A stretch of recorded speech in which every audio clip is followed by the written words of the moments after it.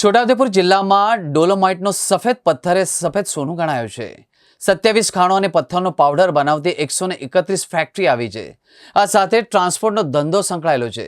આ તમામ સ્ત્રોત સાથે લગભગ 25,000 લોકો રોજીરોટી મેળવી રહ્યા છે। પરંતુ આ તમામ લોકોને ચિંતા એ વાતની સતાવે છે કે પર્યાવરણ સર્ટિફિકેટ ન મળતા ડોલોમાઇટ ઉદ્યોગ બંધ થયો છે। ખાણો સુમસાન બની છે, ફેક્ટરીઓના તાળા વાગ્યા છે, તો ટ્રાન્સપોર્ટને સીધી અસર થતા ટ્રકોના પૈંડા પણ થંભી ગયા છે। ડોલોમાઇટ ઉદ્યોગ 50 વર્ષથી વધુ સમયથી ચાલી રહ્યો છે। વાનાર, ઝમાલા, આત્રોલી, કાછેલ, દળીગામ સહિત લગભગ 20 જેટલા ગામોના 25 થી 30,000 લોકો રોજીરોટી મેળવી રહ્યા છે। છોટાઉદેપુર જિલ્લામાં ડોલોમાઇટ ઉદ્યોગ સિવાય બીજો કોઈ ઉદ્યોગ નહીં। રોજગારી માટેનો ખૂબ મોટો સવાલ ઊભો થયો છે।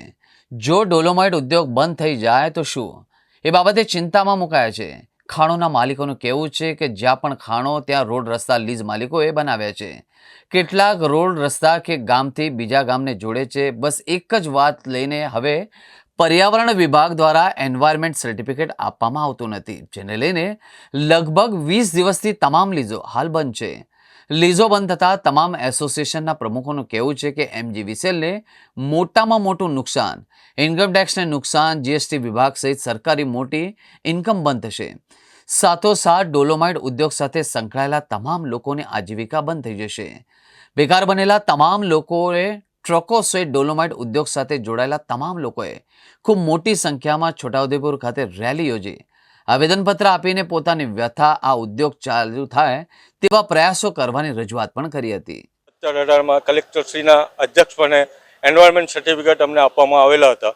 એ એન્વાયરમેન્ટ સર્ટિફિકેટ એનજીટીના કારણે જિલ્લા રાજ્ય કક્ષાએ ગયા અને રાજ્ય કક્ષાએ જે આંતરિક રોડના હિસાબે અમારા ઈસી નામંજૂર કરવામાં આવેલા છે। પરિણામે અમે માઇન્સો બધી બંધ કરી દીધી છે। અમારા જે માઇન્સોમાં જે જવાના આંતરિક રોડ છે, જે 40 થી 50 વર્ષથી અમે ડેવલપ કરેલા છે। પહેલાં ગાળા રસ્તા હતા, કાચા રસ્તા હતા, વખતે એના સુધારા વધારા થતા ગયા અને છેલ્લે આ રોડને જે ગામ સાથે જોડી દીધા છે। હવે જે આંતરિક રોડના હિસાબે અમારા ઈસી નામંજૂર કર્યા છે, એ આંતરિક રોડ સરકારના છે જ નહીં। અમુક રસ્તાઓ પ્રાઇવેટમાં બી જાય છે, અમુક રસ્તા અમે પોતે બી ડેવલપ કરેલા છે, અમુક રસ્તામાં અમને ઇન્ફ્રાસ્ટ્રક્ચરની ગ્રાન્ટ બી આપેલી છે।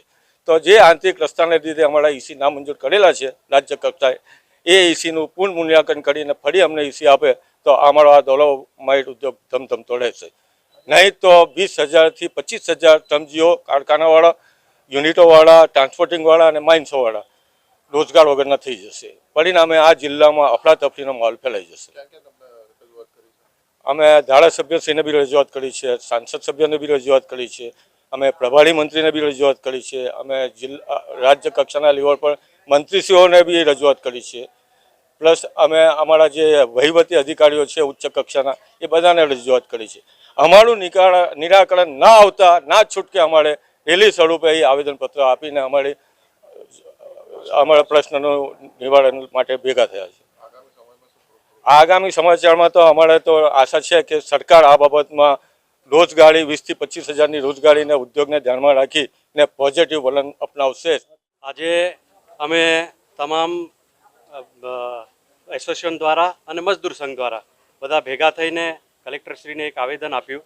અમારા આદિવાસી વિસ્તારમાં અને આદિવાસી જિલ્લામાં એકમાત્ર ડોલોમાઇટ રોજગાર છે અને કેટલાક સમયથી ઈસીના કારણે બંધ થયેલ છે। એમાં કેટલાક લગભગ 70 જેટલા ગામો આવે છે અને 20-25,000 જેટલા લોકો આમાં રોજગારી મેળવે છે। આ બંધ થઈ જવાથી કદાચ અરાજકતા ફેલાય એવું લાગે, કારણ કે રોજગારી ના મળે તો પણ બીજા કંઈ કૃત્યો કરે। એના માટે જેમ બને તેમ સરકાર વહેલું આનું નિરાકરણ લાવે અને કેટલીક અમારે ડોલોમાઇટની સરકારી પડતર ફાજલ જગ્યા પડેલી છે, એમાં પણ બ્લોક સિસ્ટમ થાય અને અમારા આદિવાસી લોકોને આને બ્લોક સિસ્ટમ ફળવાય એ માટે પણ ખાસ અપીલ છે।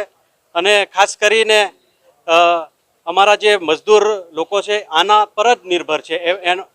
અમારા ગામો છે દડીગામ, કાછેલ, કનાવાટ, ઝેર, વનાર, આવા બધા ઘણા ગામો છે। એ 70 જેટલા ગામો આમાં રોજગારી મેળવે છે।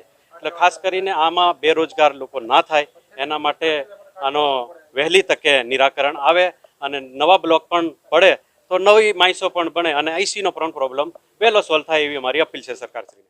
છોટાઉદેપુર મિનરલ મર્ચન્ટ એસોસિએશનનો સહમંત્રી છું. અમે તો સરકારને એટલું જ કહીએ છીએ કે આટલો જૂનો ધંધો છે ચાલવો જોઈએ. સરકાર મેક ઇન ઇન્ડિયામાં માને છે, પણ અમે કે જે જૂનો ધંધો છે એ ચાલવો જોઈએ. આ છોટાઉદેપુરનો એકમાત્ર ધંધો છે કે આખી છોટાઉદેપુર જિલ્લાની રોનક છે. અને અમે ઓછામાં ઓછા 15 થી 20 ટાઈપના વેરા ભરીએ છીએ. એના અંદર જીએસટી છે, અમે ઈ વે બિલથી માલ મોકલીએ છીએ, જીએસટી છે, પ્રોફેશનલ ટેક્સ છે, પોલ્યુશન છે, ફેક્ટરી લાયસન્સની અરજીના આપણે ભરીએ છીએ. એવી રીતે આપણે ગણવા જઈએ તો 10 થી 15 ટાઈપના ટેક્સ ભર્યા અને આટલાને રોજગારી આપી છે. અને સ્વનિર્ભર છીએ. અમારા પૈસેથી અમે ધંધો ઊભો કર્યો છે. સરકાર તો આજે નવો ધંધો માટે લોન બી આપે છે. એટલે અમે સરકારને એટલું જ કહીએ છીએ કે આને ટકાવી રાખે અને જેટલા જલ્દી થાય આનું નિરાકરણ લાવી અને માઇન્સો ચાલુ કરે.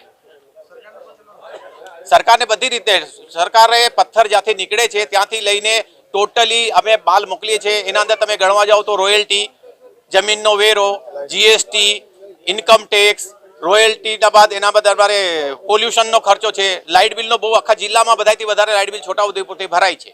પ્રોફેશનલ ટેક્સ છે, પોલ્યુશનનો ટેક્સ છે, લેબરનો આપણે ફેક્ટરી લાયસન્સનો એનો અમે ટેક્સ ભરીએ છીએ.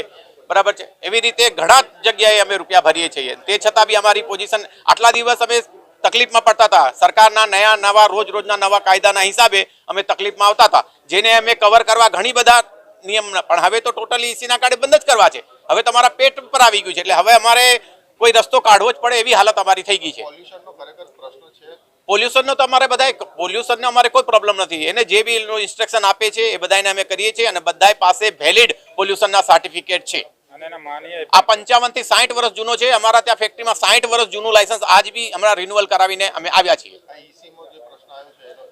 ઈસીનો જે મુદ્દો છે એ માઇન્સ વાળાનો છે. અમને તો શું છે કે અમને પથ્થર મળવા જોઈએ. મેન અમારો મુદ્દો શું છે કે અમને પથ્થરો મળવો જોઈએ. ઈસીનો પ્રોબ્લેમ માઇન્સનો છે. હવે માઇન્સ વાળા ત્યાં ઉપર કે, પણ અમે તો સરકારને એવું કહીએ કે અમને પથ્થર મળવો જોઈએ. એના માટે ઈસીનો રિન્યુઅલ કરી નાખે તો ઓટોમેટિક આવે અને સરકાર જ ઈસી આપવાની છે, સરકાર જ એને રિન્યુઅલ કરવાની છે અને સરકાર જ રોયલ્ટી આપવાની. છોટાઉદેપુર મિનરલ મર્ચન્ટ એસોસિએશનના કારોબારી મંત્રી છું અને આજ રોજ અમે અહીંયા છોટાઉદેપુર મિનરલ મર્ચન્ટ એસોસિએશન તથા તમામ બીજા એસોસિએશન આજે રેલી સ્વરૂપે અહીંયા જિલ્લા કલેક્ટર કચેરી આવ્યા છે. અને અમારી માંગ એમ છે કે જે ઈસીના કારણે આજે જે માઇન્સો બંધ કરવામાં આવી છે તેનાથી જે ડોલોમાઇટ ઉદ્યોગ જે અહીંયા 100 ફેક્ટરીઓ ધરાવે છે એ 100 ફેક્ટરીઓમાં કાચો માલ હમણાં આવતો નથી.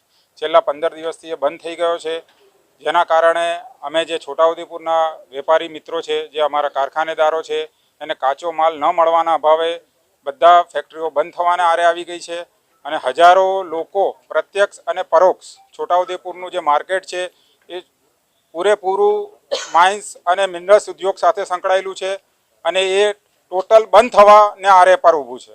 સરકારી અધિકારીશ્રીઓને બી અમે આવેદનપત્ર આપ્યું છે. અહીંના સંસદ જસુભાઈને, રાજેન્દ્ર સાહેબને તથા જે પ્રભારી મંત્રીશ્રી છે એને, અને ગાંધીનગર ખાતે પણ અમે આ બધા અમારા જે પ્રશ્નો છે એ મૂક્યા છે. અને અમને એમ આશા છે કે આ પ્રશ્નોનું વહેલી તકે નિરાકરણ લાવશે અને અમારી માંગોને પૂરી કરશે અને આ છોટાઉદેપુરનો જે ઉદ્યોગ, જે એમ કહેવાય છે રોનક, એ રોનક પાછી વળશે એવી અમને આશા છે.